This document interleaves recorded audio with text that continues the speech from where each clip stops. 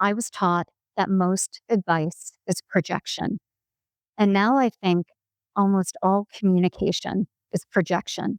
Most of the people who sit in front of me and need career advice don't need advice. They just need a friend. It's someone who's been in the room and knows what's happening at the systems level say to them, it's not you. You're not broken. The system is broken. Laurie Ruettimann is a legendary writer, podcaster, executive coach, and keynote speaker. CNN named her one of America's top career advisors. Her LinkedIn learning courses have reached millions, and she's the author of Betting on You, a book about putting yourself first and taking back control of your career. She's built her following by saying the things most people in HR won't. Meg and I have adored Laurie for nearly 20 years. Today, we discuss the importance of financial freedom to invent a life you can actually control, why she thinks we pin on AI, a pain that's really about issues like childcare, housing, and a missing safety net, and the honest question of whether any of the work has been worth it. Stay for the thank you notes she wrote after putting her beloved cat down. It tells you everything about how she sees the people who keep showing up to do the work.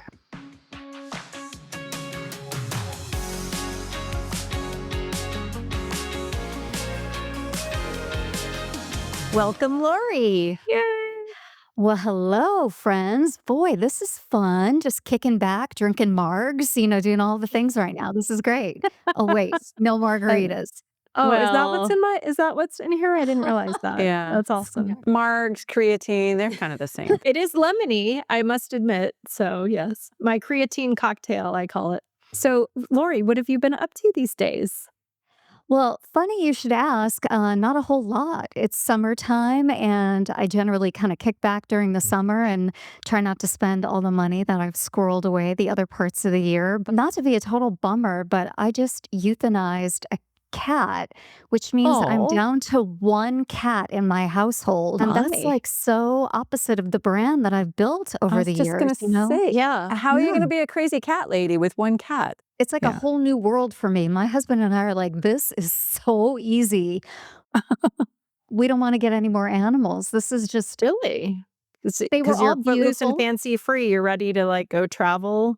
Yeah, these animals were a joy in my life for all these years, but they also come at a cost, just of our time and our attention. And our one cat, her name is Spicy.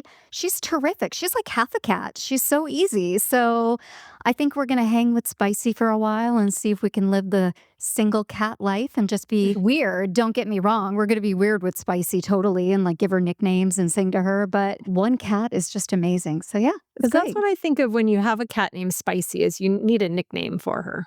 Yeah, oh yeah, got it. I mean, she's Spice Girl, Spice Machine, Spicy Spice. I mean, we've got all the names for her, but she's something else. So we're gonna just try to enjoy the summer of Spicy. That's great. Excellent. I'm a single child parent, not a single parent, but a single child parent. And I'm a big proponent of the single child. So enjoy.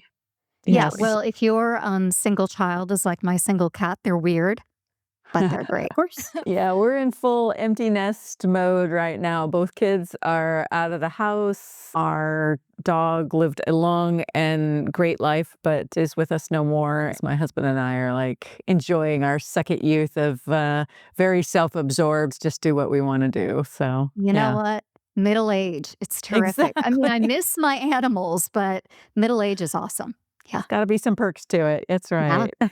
So, Laurie, I'm an avid follower of everything you write on LinkedIn, your posts and articles, but I have to admit that I had never actually read your book until this past week, Betting on You, and I loved it. It was so good.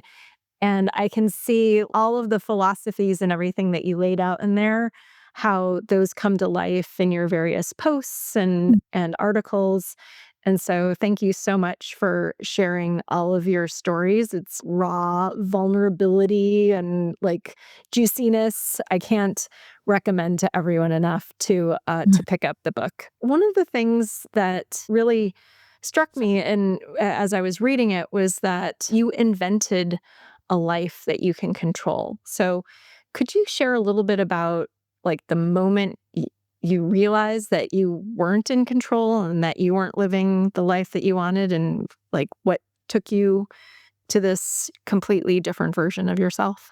Well, first of all, thank you for the kind words. That means a lot to me. You and Meg have been around in my life for nearly 20 years. And so It's it's just a crazy, joy isn't it? that here we are today talking about this. At a very early part of my life, I worked in human resources, and it was just not for me, man. I was not the kind of person I wanted to be, was not living a life that I wanted to live. And I had this moment in an airport where everything was just going wrong for me. And I don't think that life is like a romance novel or a fantasy novel where you just have this one moment, a breakthrough, and everything changes. But at that moment in the airport, when I had a sore back and my life was kind of weird and I was laying people off, I had this moment where I just realized that if I wanted a different outcome, I had to dance differently. And I didn't walk out of that airport thinking everything's going to change if I just make one or two big decisions. Instead, I started to take a little different path. I started to take these calculated risks where I would just say, okay, if direction A isn't working, I'm going to try direction B, whether that was with my own individual well being or with rest or with the way that I viewed the world of work. And when other people were zigging, I tried to zag. And I suddenly started to realize that more of my life was within my control than I ever admitted. And that meant that a lot of the misery that I had ascribed to other people was actually unhappiness that I was participating in willingly.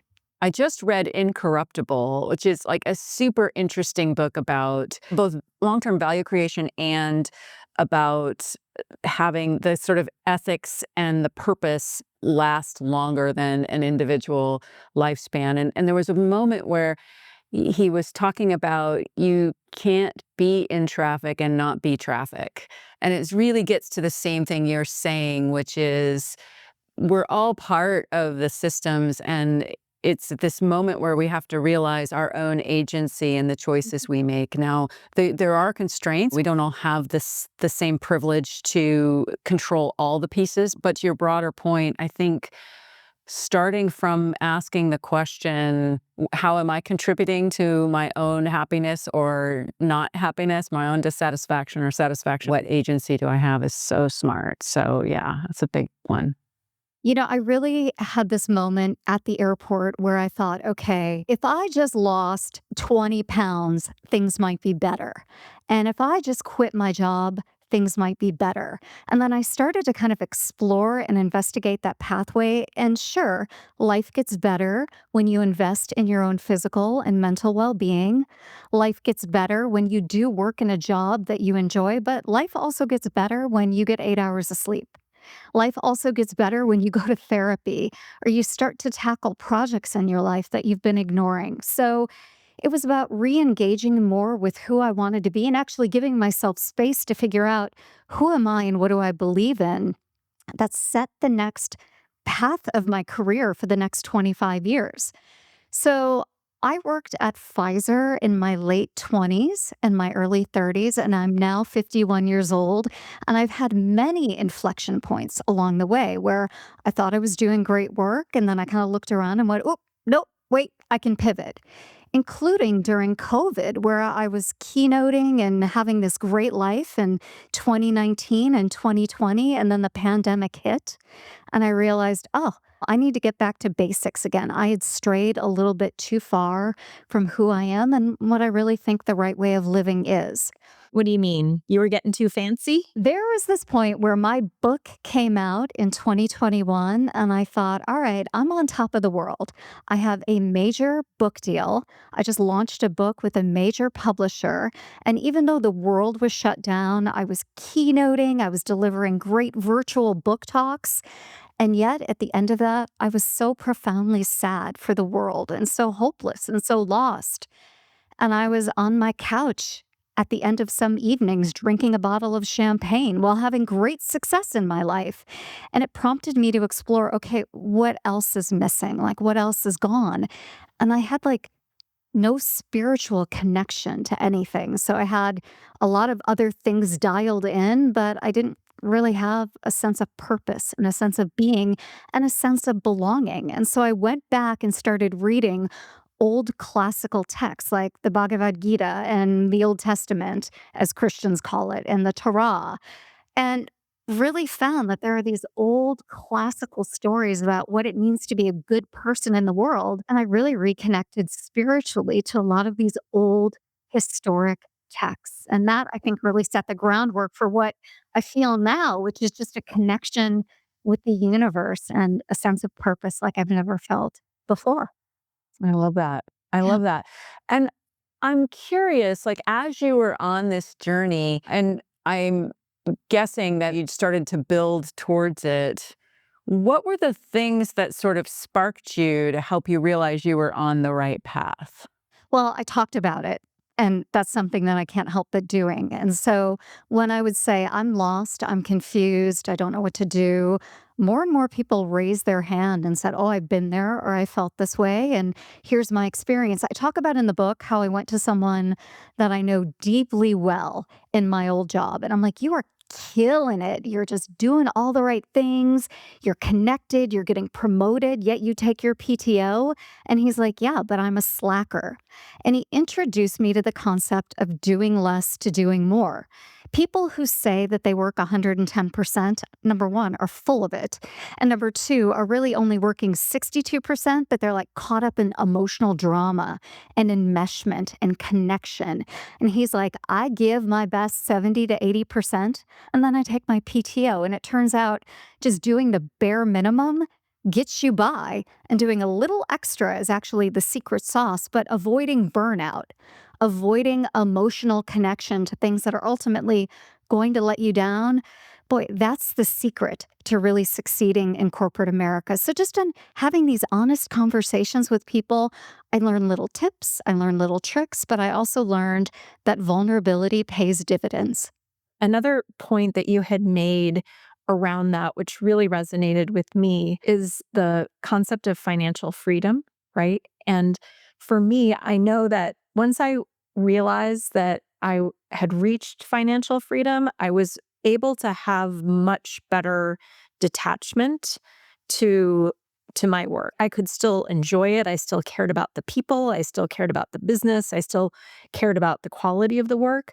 But in terms of feeling suffocated or feeling like having like a panic attack because everything is so important and you're just so wrapped around the axle about the outcomes, being able to have that bit of levity was so important. And I know you talked about this concept in the book as well, Lori. Someone telling you, well, you just need a budget, Lori. Yeah. Yeah. They were And saying how that to us annoying back that in the was. day.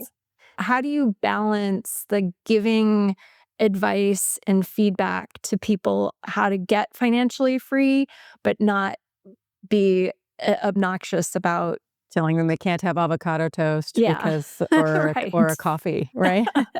Well, I just want to be on record saying that before boomers were lecturing millennials and Gen Z, they were lecturing Gen X.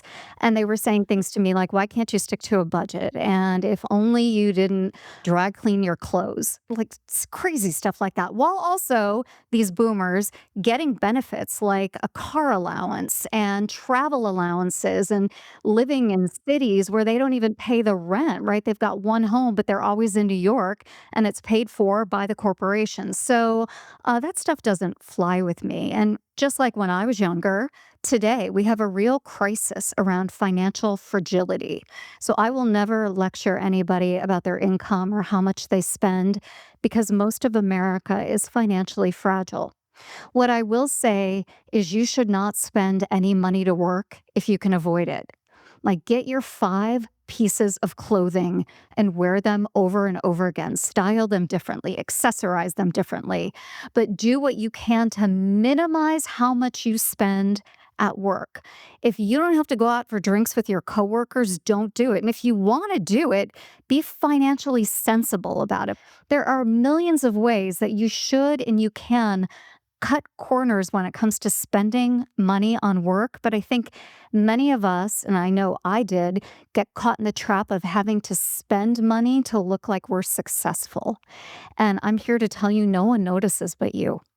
Now, there are biases that people have in the workforce against women and people of color. And yes, those are all very true. But if you can, be ruthlessly cheap where you can. So if you do have to spend money to accommodate for those biases, you have the money available. Work is a sucker's game and nobody comes out of it ahead unless you're part of the owner's class. So don't participate unless you absolutely have to. That's my advice. One of the things I love about you, Laurie, is that you have a real clarity of the systems of work and the power structures of work. But you also have a grounding in what does it mean for the people really doing the work. And I think a lot of times when people get to our level of experience, it's easy to forget what it's like to be early in your career or to be poor or to be just starting out or getting a lot of missed signals.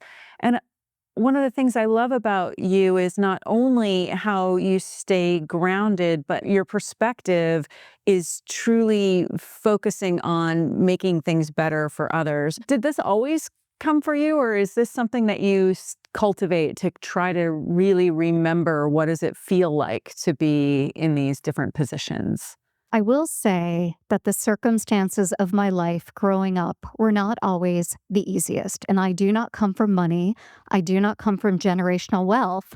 And I'm not surrounded by people in my family who have access to capital, who have access to education, who have access to the things that I somehow stumbled my way into through oftentimes sheer luck and being fortunate.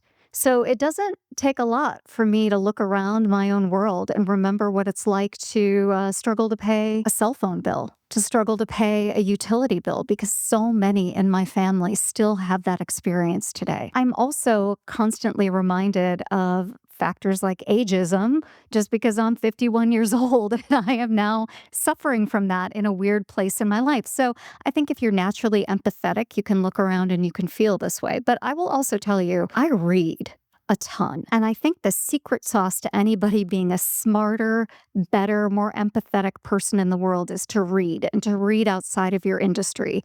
I read about geopolitics. I know what's happening to the Uyghurs in China. I know what's happening in Sudan. I know what's happening to people on the ground in Venezuela through multiple perspectives and reporting. I read historical fiction. I read current fiction, right? I'm constantly trying to go out into the world and engage it a little bit differently. So it is true that I have my blind spots and I have my own biases, but I work really hard to overcome them. And I think that's just the challenge of being a good person in this world. So if that's what I do to try to have a perspective, to be able to talk to people and also to listen to their stories. I really think we need more of that. I'm also a reader, and I came across something recently that resonated with me. Obviously, so Amy and I both have kids that are in college, entering the workforce, and facing some of this real time, both themselves and their friends and people they went to school with. And one of the things that I read was that the advice that made sense for us when we were starting out in our jobs doesn't work today.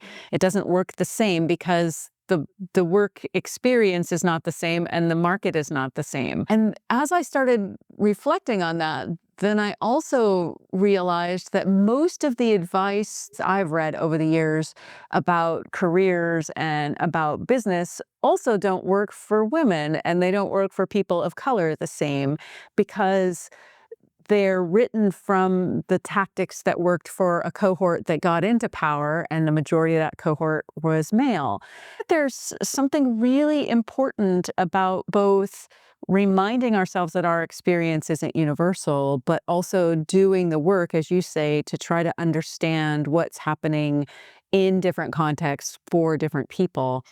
And I wonder if this is going to get harder for most of us as we start to see the sort of collapse of reporting and the acceleration of people getting just wanting the sound bites as opposed to wanting to do the work and to do the reading. What do you think is the trick to helping others see why that is a worthwhile investment? When I first learned how to be an executive coach, I was taught that most advice is projection. And now I think almost all communication is projection. It's very rare when people listen and sit back and take a moment and respond to what's being communicated to us and actually engage and have a conversation. It's very rare, very rare. And so, in this world right now, when I give advice, when I write, when I talk, when I deliver a keynote, I try to, at first at least, listen to what's being asked of me. What are the requests? What do people need? And then thoughtfully deliver something that's relevant to that audience. So it's very rare that I give the same advice twice. I give the same keynote twice because every person in front of me is different. And I think it gets to the heart of something that, tech executives have talked about for many, many years. It's personalization, right? Personalization is about sitting and listening. It's not about anticipating, but it's really understanding the individual, the organization, the enterprise in front of you. And before you make any sort of assumption, before you jump in with a solution that's been scaled to 15 other different organizations, truly understand what this person needs in front of you. So in my coaching work, I rarely give advice anymore. Most of the time, it's either listening or coming up with an action plan that we collaborate on. In fact, most of the people who sit in front of me and need career advice don't need advice. They just need a friend. They need a big sister. They need someone who's been in the room and knows what's happening at the systems level say to them, it's not you. You're not broken. The system is broken. And so, in that way, I'm kind of doing what I did in HR all those years ago, and it was misplaced in HR. I'm going, yeah, yeah, yeah. The company has a POV, but it doesn't mean that it's right. And the feelings you have, the experience that you have is more than just valid, it's correct. And you have every right to feel the way you do. And sometimes just doing that work, that's enough. And then if I have any ideas about action, I'm happy to deliver them. But just witnessing this moment, I think, is the real challenge for leaders and just for ordinary human beings who are good people. Yeah, I mean, the listening part is huge. The thing though that I would say and which really comes through in your writing, Laurie, is that you share examples of things that you've been through. And so you're role modeling advice rather than giving advice, right? You're saying, like, when this happened to me, this is what I did. Or when I had this opportunity, this is how you know what I mean? And so you're not saying outright, this is what you should do, but just making people aware of what's possible, I think, is really powerful because people don't necessarily always know what's possible. I would push back and say that a lot of the advice today that's given is misplaced and outdated, but a lot of really good wisdom is timeless. And so when I sit down with someone who's early to mid career and think about a plan to make an impact and to find a job and to go work somewhere that they're very passionate about, it's really about relationship building, connection, doing that deep, meaningful work of mining your network. And if it doesn't exist, trying to mine the networks of other people who mean something to that organization.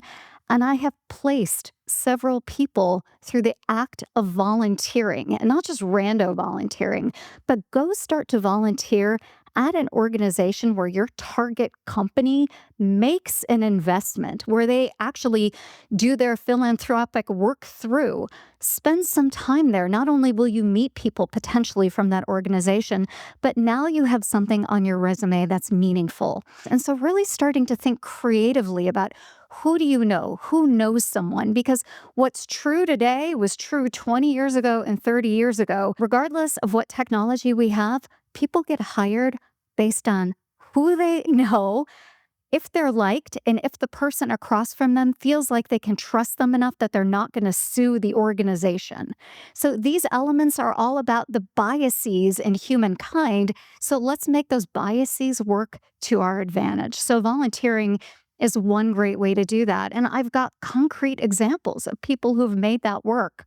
And it's playing a long game, but maybe not as long as you think. So you're right. I try to take real world practical advice and serve it up to people who need it at that moment. Volunteering is a great use of time if you're unemployed or interested in a new field, but it's also great for your soul, right? It builds energy as opposed to taking energy, and it gives you a sense of community and giving back. But you taking it one step further and being thoughtful about how to get into the rooms that are going to elevate your chance of luck and the serendipity that you need to find either a new job or to make a broader and deeper network. And for those of us that are less inclined to be super extroverted, or we don't really enjoy going into new places too much, volunteering is a space where you're also given something to do.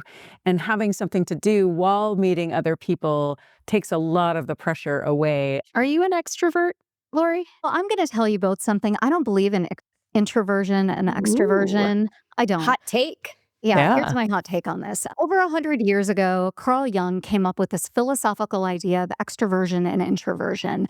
And what he was trying to say is that both exist in nature, in human nature. And it's not that you're one or you're the other. Extroversion means that you find it profoundly difficult to be alone with your own thoughts. And introversion means that you find it profoundly difficult to some degree to be in other people's experiences. And it's not that you're one or the other. The goal of life is to be in balance.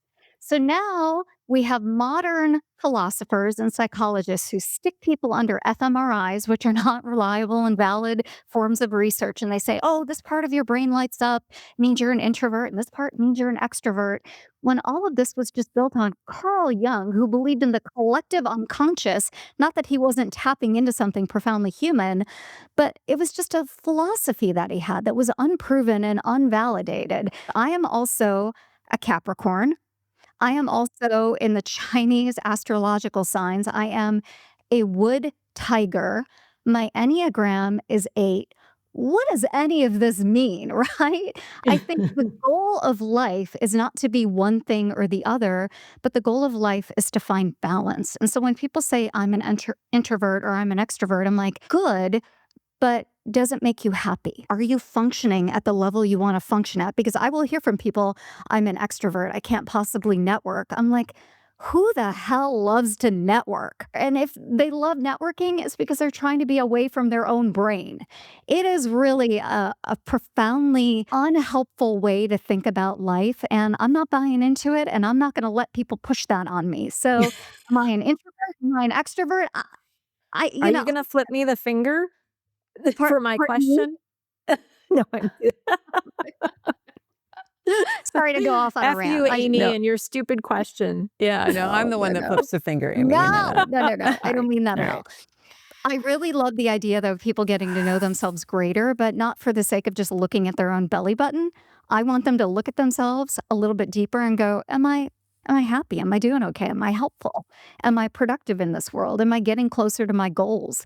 When I die, am I going to be proud of the life that I lived, or am I going to regret not going to a networking event that could have introduced me to someone terrific like Amy or Meg or Laurie Ruettimann, who really didn't want to be there anyway, Yeah. but would have loved to have met you. So don't let these labels get in the way of living a big life. So speaking of giving the finger, just because that's a perfect segue. So way back when you left your nice paying, benefit laden HR career and you became a blogger, amongst other things, you developed a brand of punk rock HR. And now, in addition to that, you've added kind of I tell the truth about work, which fits right in there. We are wondering a little bit about how do you develop a brand? How do you keep it going? And even more importantly, your brand is about being outspoken. And we know that you get a lot of haters and a lot of pushback on yourself, your ideas, all of these things. And we want to understand your strategies and like how you deal with that. Well, thank you for assuming that there was a strategy behind any of this and all of it. We just want to be like you, Laurie. Well, there's a fine line between poor and punk. So as I look back at my early life, I'm like, was I just poor? Did I just dress terribly? Like, was that part of it? And the answer is, yeah. I mean, among the terrible, music that I listened to, part of it was just that I didn't have access to rooms that afforded me opportunities. But as I started to spend time around people, especially in college, and I realized that I had to clean up my act in order to make money, I put a lot of that away. And so I spent over a decade not like admitting that I like old school punk rock music or admitting to the fact that I had tattoos and piercings. I covered a lot of that up. It was survival mode. And the more financial freedom I have, to the earlier point around money, the more I was able to be a little bit more vulnerable and a little bit more authentic. It's very difficult to be authentic when you're poor. You mostly just have to pay your bills. And I had student loans to pay, and I was still early in my career, right? So the more financial freedom I got, the more I could just be myself, which is not a brand strategy. But in a world where so many people are looking to have a brand, I've kind of got the opposite of it, which gets dismissed a lot. Like, a lot of people will take one look at me and say, oh, what does she know? But I think I do best when I'm maybe misunderstood or underestimated.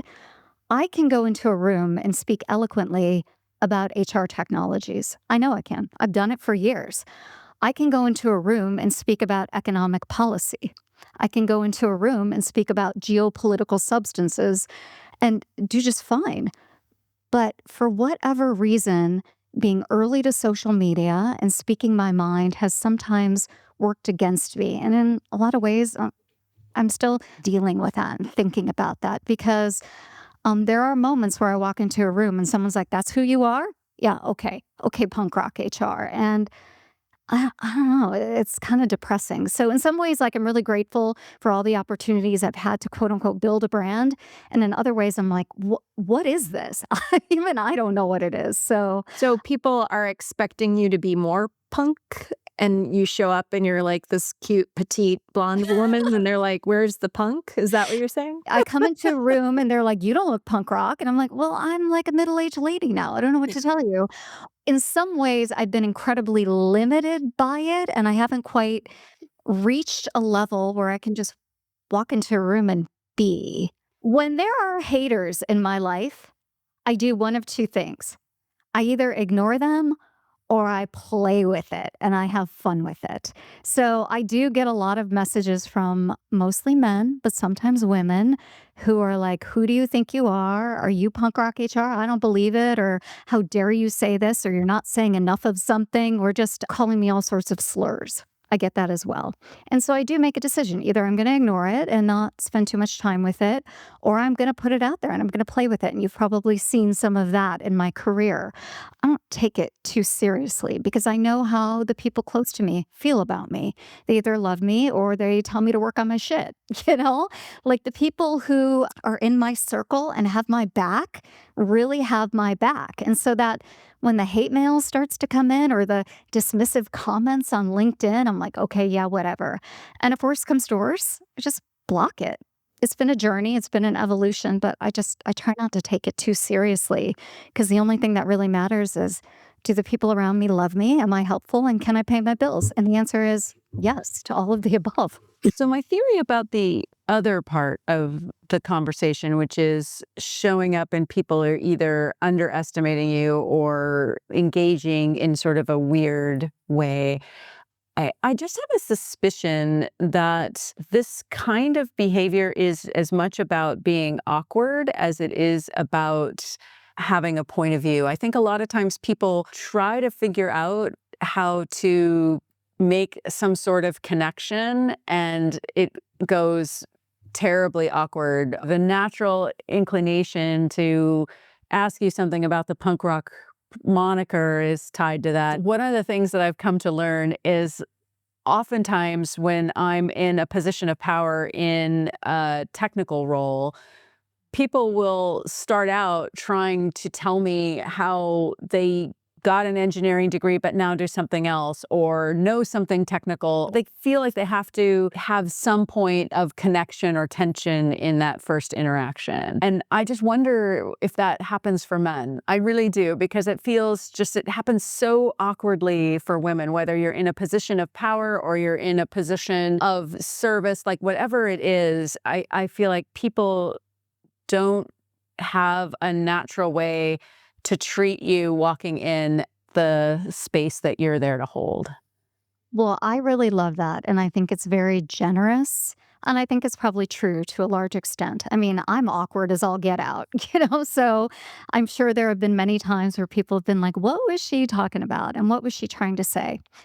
But I will also say the amount of emotional labor that I do to try to understand people and forgive people in this role of Laurie Ruettimann punk rock HR is exhausting. And I have felt moments of burnout in my career because I can't post a photo without people commenting on my body or making weird statements about it or using it inappropriately. Or my very favorite thing is when I'm put on an influencer list from a brand that I've never heard of, and they use a photo of me that's a little cute and a little, I wouldn't even say spicy. I'm like in a tank top, and then they're using everybody else's professional headshots. They just grab something off the internet that is clearly not meant to be used in a professional way. So now I have this rule that if I'm included in an influencer list and I don't like the photo, I ask them to take it down. The amount of scary comments I've had in my career is something I don't like to talk about too publicly, but it happens. And it's a strange thing. And sometimes I think I gave up a 401k for this. So I don't understand why I did this, but I think it's just the way the universe wanted me to be helpful. Yeah. There are so many of us that find your ability to figure out how to respond really helpful. I don't know if you realize just how much you have given to all of us to not only help us figure out maybe what else we could try, but also to give us a little bit of inspiration to be more brave and to be more authentic. We are not just long-term fans, but have been seeing you as a role model for how to show up online and also not take any shit. It really means a lot to us. I really appreciate that. And I say this sincerely. Like, I know that I make an individual difference, but the biggest heartbreak in my career is that for all the years I've been on the planet, the world of work is worse. For all of my efforts, for all of everything I've done, all of the things that I've sacrificed, it's worse. Technology has not made it better. In fact, every time there's a new company trying to fix a problem, you can draw a line to how much worse it's going to be in 5 years, right? People are rethinking payroll, they're rethinking onboarding, they're rethinking offboarding, but they're not really rethinking what it means to work.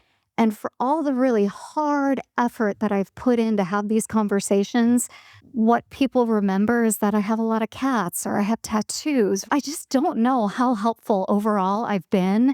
And I can't say that I know it's worth it because I don't know that my work has been worth it. I'm going to cry if I'm being totally honest. So that's why it's really important for me to go live an interesting, happy life and volunteer and go on vacation and spend time with my friends and have hobbies and do crafts. Because if I just look at the total result of the work that I've done, I don't know that I've made a difference for anybody. Changing entire work systems is a lot. Yeah, I'm not going to do that. Okay. I know that. But I do think that you have made a big difference in workers' ability to have agency in their lives.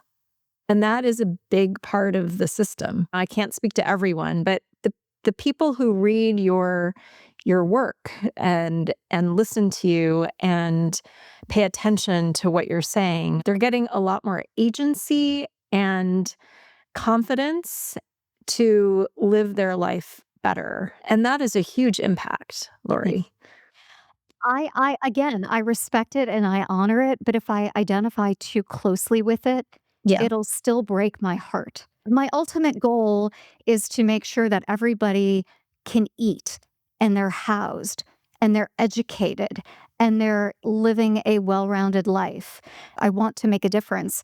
And in this world of work tech and HR tech, the systems are just stacked against anybody with a really good idea around rethinking the basic functionality of work because there's so much money already in, like rethinking payroll, rethinking the employee experience, rethinking what it means to just be a supervisor and a manager, that I know it's unrealistic for me to say, what about universal basic income and what about all these other things and really make a difference? But I need to try, but I feel like Sisyphus. And sometimes that grind is real for me. So, in that, I'm out there on LinkedIn telling people don't identify closely with your job because it'll break your heart.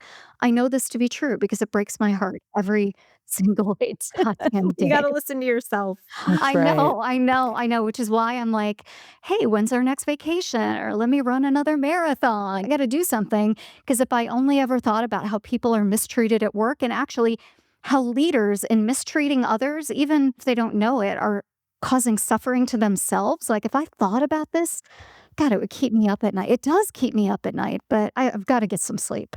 So, just a quick note on the whole UBI thing. So, I don't know if you caught that. I mean, it's been many months now, but Amy Webb at South by Southwest, like the very end of her amazing presentation, she talked about digital dividends, and that seems to be getting a little bit of traction now. Is there hope here? What do you think, Glory? Well, there has to be hope because otherwise, what's the point, right? So the idea of digital dividends, taxing AI transactions, because the amount of wealth that's going to be created by AI more than accommodates a very slight, tiny tax on those transactions, or rethinking government programs, all of this kind of ebbs and flows. And it seems like we're in a period of time where people are actually open to rethinking this. But we were in a period of time during COVID where we were rethinking where we work, and now over half the Fortune 500 companies are mandating a return to office. So I don't know. I don't know. I mean, we're in a period of time where whether it's digital dividends or some sort of government payout might be okay, but where will we be in 5 years? I have no idea. But I'm still going to try to fight for this and I'm still going to try to be on the right side of history because what other choice do I have? I'm Sisyphus. I'm rolling the damn rock, right? You know, but I'm not doing it alone. And I think that's like the thing that's so beautiful to me in middle age, like for all of like the existential ennui that I have, right? It's not just me. I volunteer at an organization called ITSA, which is really all about universal basic income, making sure that people have a dividend to live. And it's not just me at the helm of this. It's not even my idea, right? I work with beautiful people like Scott Santons and Conrad and like people on the board who are doing really, really amazing work to make this happen. And even if it doesn't happen, well, I got to spend time with really cool people who are just killing it and they're fun and they're interesting. So that's worthwhile too. So I know I had a moment of despair on your podcast, but I'm not usually that vulnerable, but I'm also having a lot of fun. So like it's cool. I'm a little bit of a fangirl of Anthropic, and I noticed that your very good friend Lars Schmidt is now at Anthropic.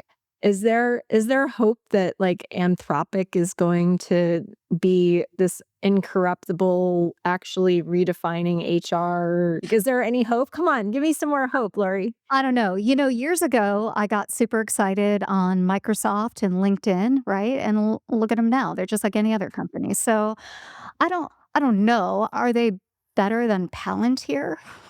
Like what's the standard here? I don't know. Yeah. I do say that I like some of the things that come out of Anthropic more than I like out of some other organizations. But again, we're in a society, it's not even capitalism because we're in a society where owners are rewarded. So there's no fair market, there's no free market. If you've got capital and you're sitting at the top of a big pile of cash, you get to make some really big decisions for society. Do I hope that Dario does the right thing? Like, yeah, sure, okay. But he would have to fight tens of thousands of years of human programming to be the one guy, and his team would have to be the team that is different than all of human behavior leading up to this point. Do I think they can do it? Dario and Daniela, though. Yeah, Yes, that's right. Don't Dario and forget. Daniela, the team, the Yeah. co-team. But thank you for That's giving right. credit. Do I think that they can do it? I hope so, but I'm gonna go eat ice cream after this and pretend like I I didn't weigh in on this because I don't have any real good insight. Speaking of sadness, Amy, so you give advice and support for people who have lost their job. And certainly that there's a lot of that that's happening in the world right now. But there's another interesting angle to that Meg and I have been exploring, and we want to get your thoughts on this. And it's not like actually losing the job. You might still be employed, but what you are expected to do has changed dramatically. And they're losing maybe a sense of self, and we believe are going through perhaps a grieving process. I just was wondering if this is something that you thought about, and how should leaders in HR departments be approaching this concept of grief right now? Well, leaders and HR professionals forget that they are employees too. Something I talk about all the time, right? Sometimes when you're a leader, you're an executive, or you're in HR, you think you're like an employee, but you're something different. You occupy a different strata. And that's not true unless you're an owner or an officer. You're really an employee. And I think it's really important for HR departments and leaders right now to stop thinking that change is happening to others and start being more honest about the change that is happening to them as well. And so I'll often get questions like, oh, my team, the morale is down and things are changing and we've had some layoffs. How do I re inspire people? Well, why don't you re inspire yourself? If you can take a look at your life and fix one or two micro things that are a little off or a little weird or a little strange in your own life, you have positive downstream effects for your entire team and really for the enterprise. So, for all the change that is happening, the number one thing I hear from working parents isn't about AI, it's about the cost of childcare. So, why are we attributing all of this grief to AI when there's a childcare crisis, an affordability crisis, affordable housing crisis? Gas prices are up, fuel prices are up, right? Like, if we start to think about these things within our control and what we can do to have honest conversations about how they're impacting us and how they're impacting others, and also the policy changes that we can make that would benefit the organization, maybe that AI thing will still be scary, but it won't be as scary because we're fixing some of the other things at the fringes. A job isn't just a job with skills and knowledge and all the things that we attribute it. It's your welfare contract, right? It's your retirement. It's your health insurance, at least here in America. It's how you make a difference in the world. It's oftentimes when you're divorced, how you pay your child support, right?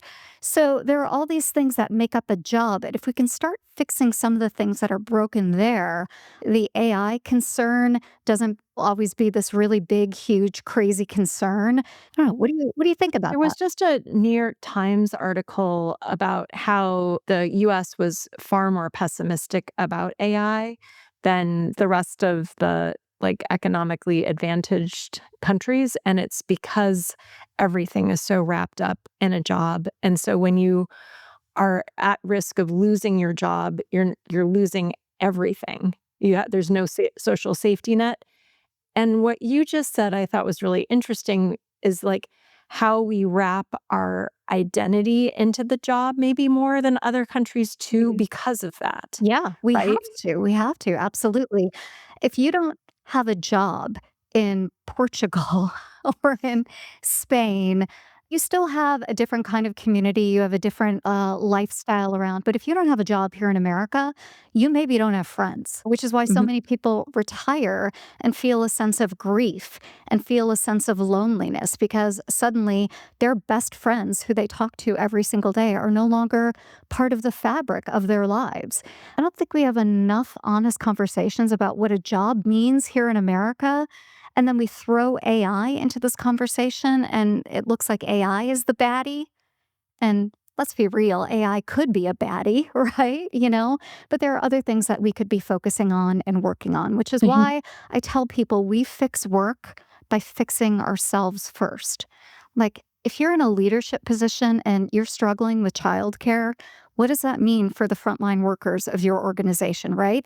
And there are policy changes that could be made, if you could develop your persuasive skills, if you could tell a different story, if you can commit to looking at data differently, to maybe shift the perspective of the organization to think about these things differently. So if you have affordable childcare problems at work, I think it's time to maybe take an executive communication class or really think about looking at data differently. There are things you can do in HR to start to make the case for change. Love that. Love that. Very empowering. To your broader point, it may not solve the entire problem, but it certainly will make a difference in places that there is some suffering that is very acute right now. We keep circling around this topic of work, identity, and meaning throughout this conversation. We've talked about it a lot of different ways, and there are a lot of reasons why so many people find so much meaning in work. I'm actually not entirely against it, because if you've done it right, you can solve really important problems for people and for society and do it in a way that just feels real good. And you're willing to put up with the administrative nonsense to get it done. So I just told you at the beginning of the conversation that I recently euthanized my cat, Roxy. And I sat down and wrote a note to every single vet and clinic that ever provided her services and said, "Thank you for investing in you. Thank you for coming to work when it was tough. Thank you for putting up with all the corporate shenanigans. My vet just was recently acquired by private equity. I know what they're going through. And yet they come to work every day and gave exceptional care to Roxy. And I don't know what else to do except say thank you and drop off donuts. But I recognize how extraordinarily difficult it is. But because they came to work, Roxy got an extra 6 months on her life." It's just amazing that people are willing to put up with what they do on a daily basis to do the work that needs to be done. And I think as long as I'm on this planet, I'm going to work really hard to lift that load and ease that load for them so that they never come to work. And the reason why they're in a crappy mood is because payroll didn't deliver on their paychecks, right? I'm going to work real hard to make sure that payroll works. I'm going to make sure that they don't get a terrible rating and they don't understand it, right? These are the little things that I can do so that they can be geniuses in veterinary care. It's the least I can do. So I don't know that that's my why, but that's part of what I do, and I'm okay doing it. Every episode, Laurie, we take a dilemma from a listener. And we were wondering if you would care to join us for this leadership corner. I would love it. It's Okay. what I'm Awesome. excited the most about. So yeah, let's do it. So we're going to get real practical here. Okay, here is the question. I've been with my company for 6 years and have been promoted 4 times during that time. The company is restructuring and my role no longer exists. Should I accept a lesser role or push for a package? Well, I hate the binary choice. So I hate it. Why not do both? Why not say, I'm willing to be helpful for a certain period of time, but the terms and conditions of my employment changed, and I would also like a severance package. So be helpful, agree on an exit date, but it doesn't have to be in 90 days. It could be 6 months from now, right? Give yourself a little bit of a runway to find good and meaningful work and time it so that you can accept that next role when that package finally is delivered. So that's what I would do. That's what I would say. All of this is negotiable. So don't just think because you have 2 options, those are the only 2 options. Try to figure out a way to extend that lesser period. And you know what? In that lesser period, go make connections. Go try to learn something new. If there are educational benefits or a course that you can take or a certification you can get, go do that. But make that time worth it for both your employer, do it with dignity, but also for you.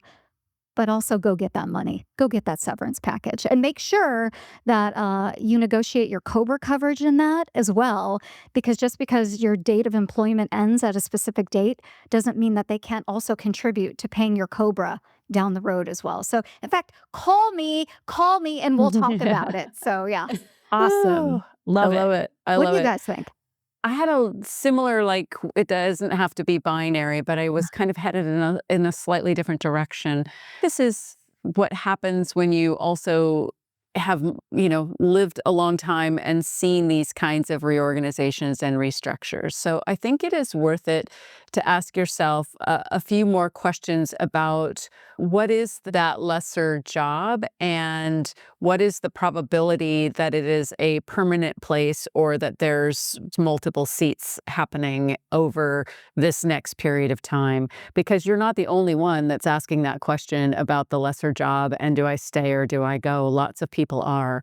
So when there's a restructure, there's often a lot of moving seats, and sometimes those moving seats can be real opportunities. So I would ask myself a few additional questions. Sometimes taking a lesser role while you watch to see who's staying and going and pick out the next seat could be like a nice little paid vacation that you don't have to work as hard, and you can keep your head up and figure out where do you really want to go next if that is the kind of organization that reality might persist. So I think Laurie's answer is right on. If it truly is, this is the entire future and there's no other roles showing up. But if it's a large organization and there's a lot of moving seats, sometimes waiting that 6 months to see where everything lands before you then negotiate the package could also give you more optionality. So being clear about what is really happening, not just what they're selling to you as your next role, I think is the way I would look at it as well. So good.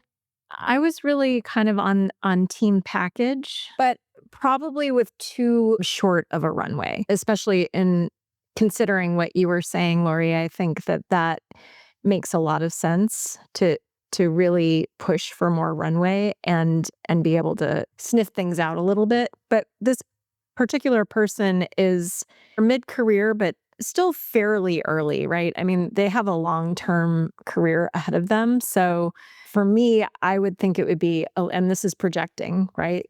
To your point, it's worth a little bit of a risk, to Mhm. push yourself to go do something bigger, the next thing, right? And not like, I don't like the idea of accepting that I'm lesser just because that's what's available to me. I don't like how that would make me feel, and I wouldn't want that. I wouldn't want this person to feel that way. So for me, I would say it's going to be uncomfortable, it's going to be scary, it's going to be potentially less lucrative in the short term, but in the long term, you're going to overcome all of this and you're going to have more confidence and thrive as a result. Also wise and so well said. I think about Eleanor Roosevelt a lot, and she's got this one quote where she said, "Nobody can make you feel inferior without your consent." Yeah, that is so true. And I think about like all the rando jobs people have had in my family to like get stuff done, to make rent. And when someone says to me, I was a P5 manager and now they want me to be a P4 manager, I'm like, what? Like, okay, right? Like, what is a lesser job? Is it less of a title? Is it less money? Exactly what are we talking about here? So sometimes these delineations we make between roles and responsibilities are just, I mean, they're all made up anyway.